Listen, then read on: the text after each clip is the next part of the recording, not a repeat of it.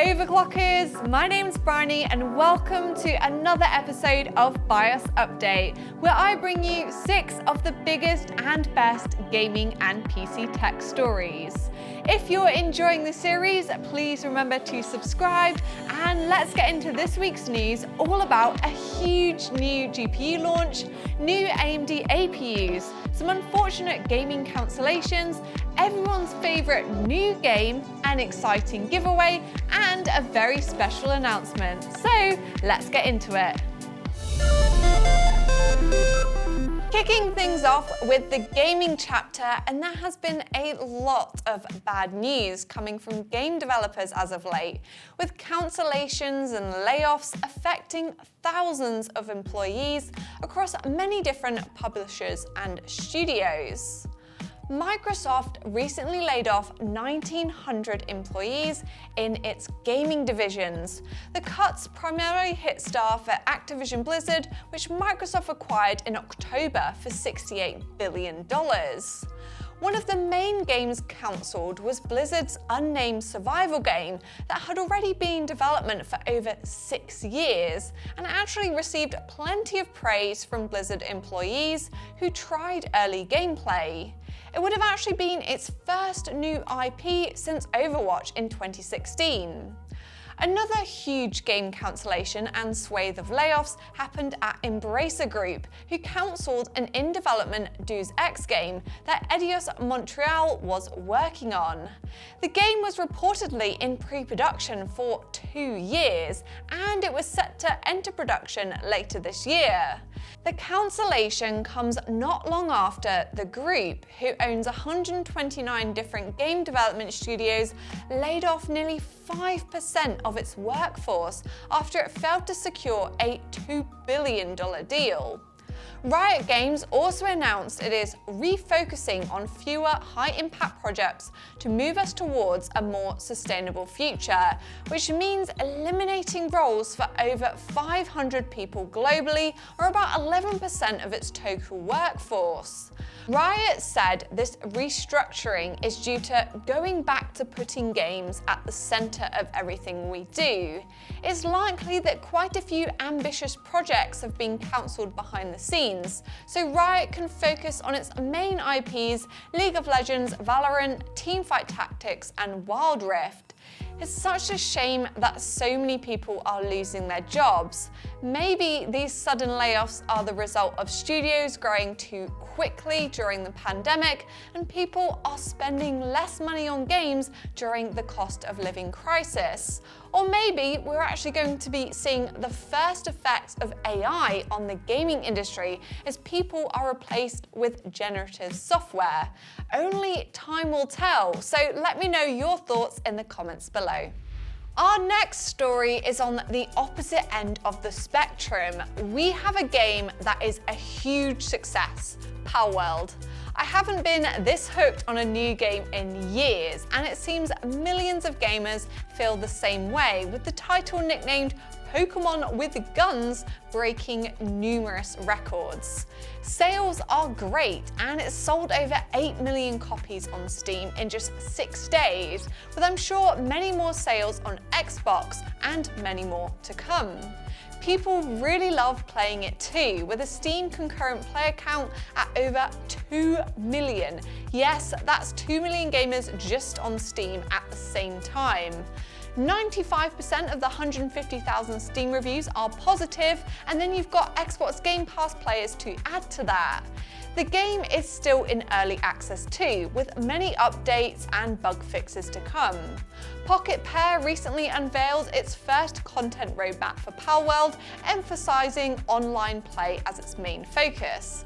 This includes very exciting gameplay updates such as PvP, endgame raid bosses, Pal Arena with PvP for pals, improvements to the building systems, and new islands, pals, bosses, and technologies, among other bug fixes and patches to help make the gameplay more enjoyable. It all sounds very promising, and it looks like Palworld has a very bright future ahead, maybe even Game of the Year. That's unless Nintendo find something they don't like. The company made an official statement that reads, "We intend to investigate and take appropriate measures to address any acts that infringe on intellectual property rights related to Pokemon. Although the cute pals and capture method do seem a bit familiar, I must admit the gameplay feels more like survival games such as Ark and Rust than any Pokemon game that I've played. Now, let's hope that some of the developers who've recently lost their jobs can find work at the growing studio like Pocket Pair, which is sure to be rapidly expanding to handle the development demands required to keep those millions of players happy. Moving on to the hardware chapter, and this week's big launch is another GPU from NVIDIA. We've had the 4070 Super, the 4070 Ti Super, and now finally the highly anticipated 4080 Super. The existing RTX 4080 with its 16GB of VRAM has been beefed up with 500 more CUDA cores and a 90 MHz higher boost clock speed. However, the Super's main buff is a £190 reduction in MSRP, meaning you can pick up selected models for just £959. As expected, many performance results show the RTX 4080 Super providing single-digit gains in gaming performance over its predecessor. Therefore, it's clear to see the 4080 Super is meant to provide a price correction with better price to performance as opposed to a huge performance uplift. However, the new RTX 4080 Super does seem well received by gamers who have been waiting to get more FPS for their money. Overclockers UK, of course, has a wide selection available from manufacturers such as Asus, Gamewood, Gigabyte, Inno3D, MSI, Palette, and Zotac. There is a huge range of coolers, performance, and designs to choose from at various price points, and I'm going to drop a link below so you can get yours now.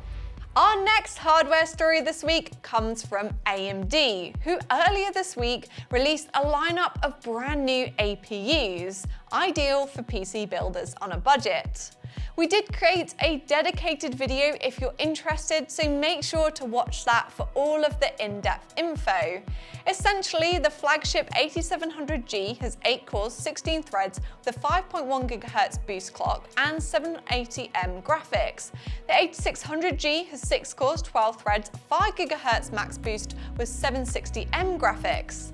Additional features include Ryzen AI with the dedicated IA NPU to boost performance in supported software, and the RDNA 3 graphics support the FPS boosting HyperRX and fluid motion frames. There's also AVX 512 support, great for AI workloads and PS3 emulation. Overall, expect huge gains from this new generation of APUs. We saw that the 8600G had an average of 75% higher FPS than the previous gen 5600G. You can play big titles like Cyberpunk 2077 at 1080p, however, they are more suited to esports titles like Fortnite, Counter-Strike, and League of Legends. Processing performance was also great with a 30% uplift in Cinebench score. I'm actually very impressed with the huge performance available from just a little tiny chip.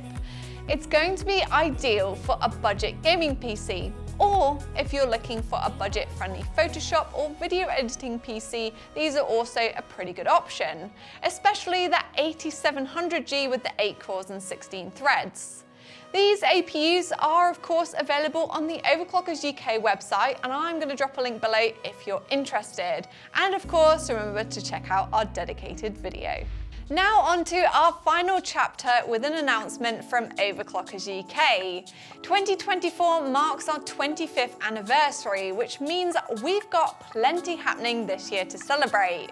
Join us on the 25th of May for an on-site event in Stoke-On-Trent. In our community, cars and computers often cross over, so we're hosting the 4th ever OCUK Motors Meet. The event will be bigger than ever with over 100 cars on display, free food and drink, hot food stalls, OCUK tours, demonstrations from Autobright, plus PC demos and sim racing and more. You can attend and display your vehicle, or simply come along and have a look around. I'll share a link to our dedicated landing page with all the details below. Additionally, look out for extra content this year with a behind-the-scenes look at our business, interviews with our talented team, a look back at the history of Overclockers UK, and more. Our final story this week is a giveaway announcement. It's to celebrate the launch of the Endgame Gear KB65HE keyboard and OP1 gaming mice. We're giving you the chance to get your hands on these incredible Endgame Gear peripherals.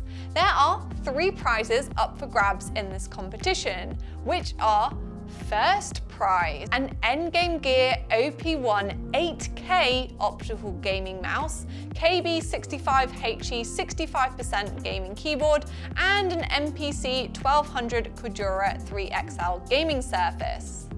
Second prize is an Endgame Gear OP1 and a gaming surface. And third prize is just the Endgame Gear OP1 gaming mouse. The KB65HE uses Hall effect switches for incredible accuracy, responsiveness, and longevity, ideal for gaming. Additionally, the gaming mice come equipped with hot swappable switches, making them easy to mod to suit your needs. All you need to do to enter is tell us why you're OP. This can be in any format, including videos, photos, or text. Your reason for being OP can be real or it can be made up, but it has to be believable. Submit your entry to the Overclockers forum thread, which I will link below, by the 19th of February, and you'll be entered into our prize draw. Yes, we do have a forum. There are thousands of active users, so make sure to check out the other threads or even make your own while you're over there entering our competition. Thanks for watching this week's episode of Overclockers BIOS Update. Leave me a comment below, let me know what you think of those new NVidia GPUs. If you enjoyed the video, give us a thumbs up, hit that subscribe button and press the bell icon so you don't miss our upcoming videos. And I'll see you again in the next one.